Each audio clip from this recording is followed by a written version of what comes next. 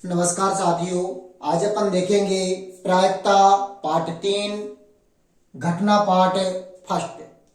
तो सबसे पहले अपन देखते हैं घटना, जिसे इंग्लिश में इवेंट कहते हैं, वह कहलाती क्या है। तो घटना किसी अभिप्रयोग के परिणामों के विशेष को घटना कहते हैं। किसी अभिप्रयोगों के परिणाम विशेष को घटना कहते हैं। अर्थात हम कोई प्रयोग करते हैं, जब उस प्रयोग के परिणाम प्राप्त जो होते हैं उन्हें घटना कहते हैं। जैसे हम एक सिक्का उछालते हैं, इस सिक्के को उछालने पर या तो हमें हेड प्राप्त होगा या टेल प्राप्त होगा। इन परिणामों को ही घटना कहते हैं। जैसे आप मेरे हाथ में एक ताश की पिट्टी देख ही रहे हैं।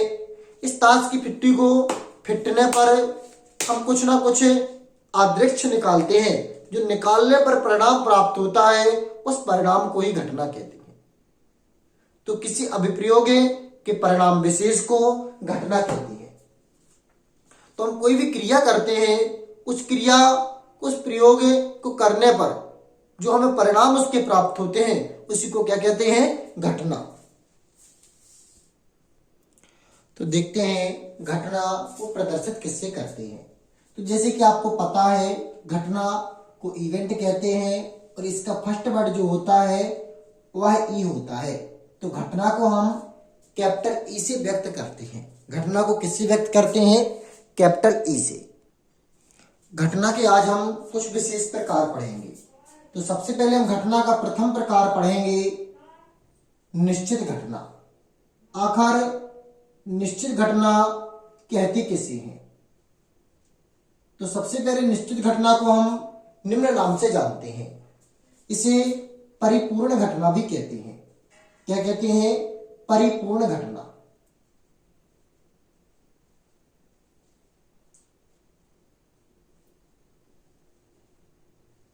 निश्चित या परिपूर्ण घटना, जिसे इंग्लिश में डेफिनेट इवेंट कहा जाता है।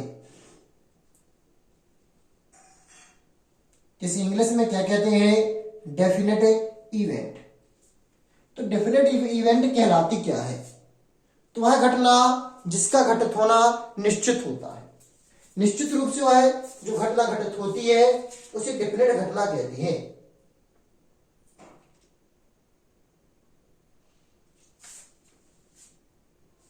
तो जैसे कि आप मेरे हाथ में सिक्का लिए हुए हैं, देख रहे हैं मुझे। तो इस सिक्का को जब मैं फेंकूंगा तो निश्चित है या तो चित्त आएगा या फद आएगा। अर्थात कहने का तात्पर्य है या हेड आएगा या टेल आएगा। तो जो घटना निश्चित होती है वह कहलाती है परिपूर्ण या डेफिनेट इवेंट्स। जैसे दिनों की संख्या 7 होती है, ये क्लियर है कि इन 7 दिनों में से ही किसी दिन मेरी मृत्यु होगी। सोमवार, मंगलवार, बुधवार, गुरुवार, शुक्रवार, शनिवार, रविवार, ये निश्चित है क्योंकि दिनों की संख्या 7 है, दिन 7 होती है। इनमें से कोई एक घटना किसी भी एक दिन मेरी यह घटना घटित होगी। तो जो संख्या निश्चित होती है, जो प्रयोग निश्चित होता है, उसे निश्चित घटना कहती है या उसे हम परिपूर्ण घटना कहते हैं। परिपूर्ण घटना के घटित होने का मान हमेशा 1 होता है। क्या होता है? घटना परिपूर्ण घटना घटित होने का मान 1 होता है। तो आपने देखा कि परिपूर्ण घटना किसे कहते हैं। तो वह घटना जिसका परिणाम निश्चित होता है उसे परिपूर्ण घटना कहते हैं। उसे ही हम निश्चित घटना कहते हैं। अब देखते हैं इस परिपूर्ण या निश्चित घटना को ही संभव घटना कहते हैं। इसी को क्या कहते हैं? संभव घटना। निश्चित, परिपूर्ण या संभव, ये सब इसी के नाम है। अब अगली घटना देखते हैं हम, असंभव घटना। असंभव, अनिश्चित या इंडिफिनिट इवेंट। अगली घटना कौन सी है? असंभव,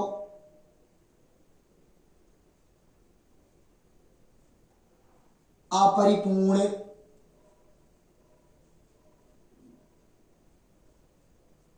अनिश्चित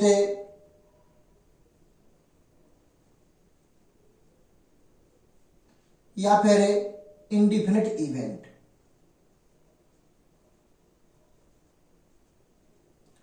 इंडिपेंडेंट इवेंट आखिर कहते किसी हैं, या अपरिपूर्ण या असंभव घटना कहते किसी हैं? तो वह घटना जिसका घटित होना निश्चित नहीं होता है, असंभव होता है, जो कभी हो ही नहीं सकता है, उस घटना को अपरिपूर्ण कहते हैं। जैसे कि हम जानते हैं कि इस एक सिक्के के दो पहलू होते हैं, या तो हेड या टेल। तो क्या हेड और टेल एक साथ दोनों आ सकते हैं? हम सिक्के को उछालें तो क्या एक साथ हेड और टेल आ सकते हैं? जी नहीं। जब हम सिक्के को उछालते हैं तो एक साथ दो परिणाम प्राप्त नहीं होते हैं, या तो हेड प्राप्त होगा या टेल प्राप्त होगा। तो इस घटना को अपरिपूर्ण, अनिश्चित या असंभव या इंडिपेंडेंट इवेंट कहते हैं। जैसे कि किसी व्यक्ति को मेरे घर आना है, तो क्या वह 7 सोमवार, मंगल, बुध, गुरु, शुक्र, शनि, रवि इन 7 दिनों को छोड़कर किसी अदर दिन आ सकता है? जी नहीं, ऐसा असंभव है। तो इस घटना को ही हम असंभव घटना कहते हैं। आप असंभव घटना की परिभाषा लिख लीजिए। वह घटना जिसके परिणाम निश्चित नहीं होते हैं, वह घटना जिसके परिणाम निश्चित नहीं होते हैं, उसे असंभव, अपरिपूर्ण, अनिश्चित या इंडिपेंडेंट इवेंट कहते हैं। जिसके परिणाम निश्चित होते हैं उसे संभव, जिसके परिणाम अनिश्चित होते हैं उसे अपरिपूर्ण। अब हम देखते हैं अगली घटना, जिसे हम कहते हैं पूरक घटना। जिसे क्या कहते हैं? पूरक घटना। तो पूरक घटना जैसा इसका नाम है वैसा इसका काम है। तो पूरक घटना कहलाता है जो घटना घटित नहीं होती है उसे पूरक घटना कहते हैं। जब हम कोई क्रिया करते हैं तो उस क्रिया को करने से हमें जो परिणाम प्राप्त नहीं होता है उसका जो अपोजिट होता है, जैसे कि हमें क्या प्राप्त करना है? सिक्के को उछालें, हमें हेड प्राप्त करना है। हेड यदि आ जाता है तो उसकी पूरक घटना क्या होगी? टेल। जो प्राप्त होता है उसका अपोजिट पूरक घटना कहलाता है।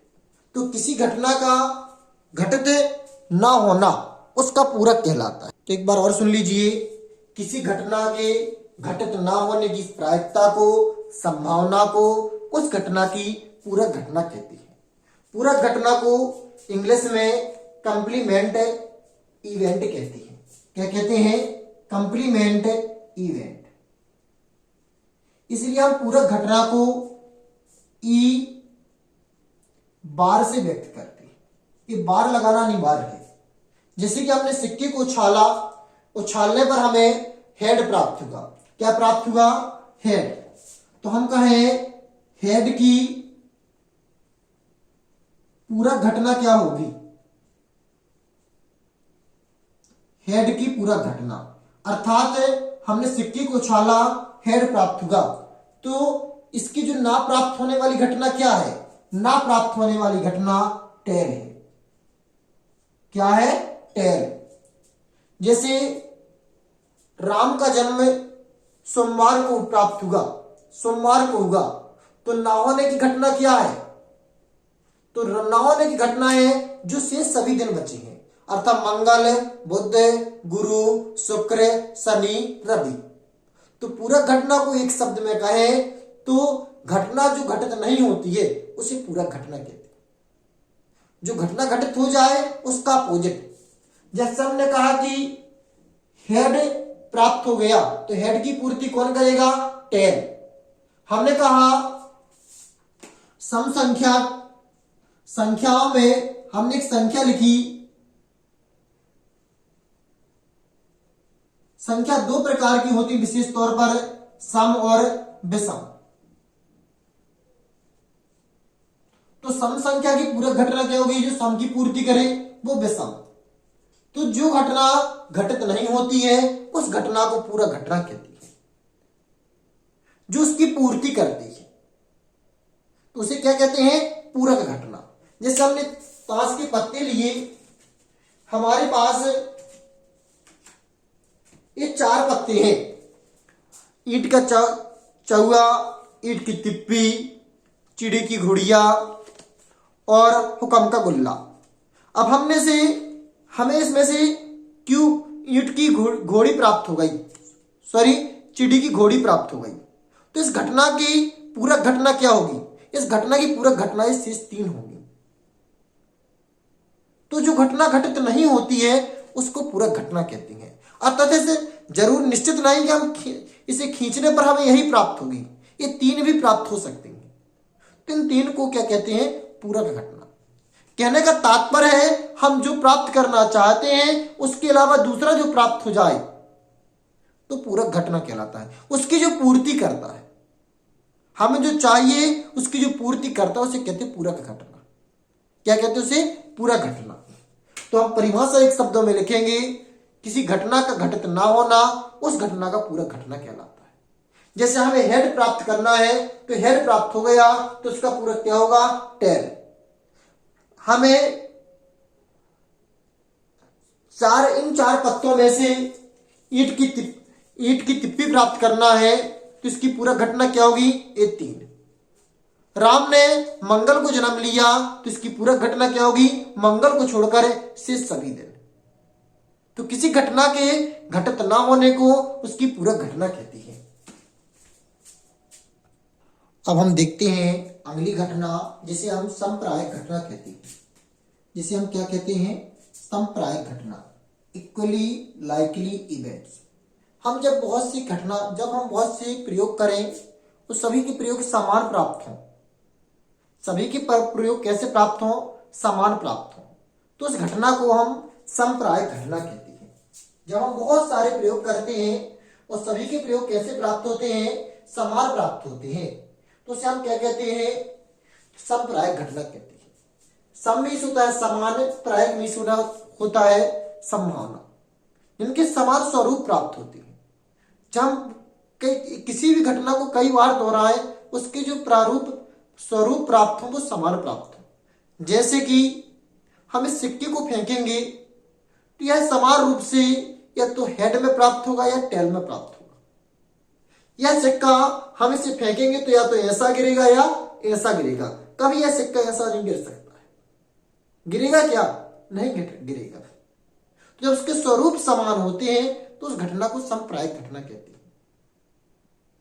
वह घटना जिसको अनेक बार करने पर उसका स्वरूप एक ही प्राप्त होता है, उस घटना को कहते हैं संप्रायिक घटना। हम कोई भी घटना करें वह उसी रूप में प्राप्त हो।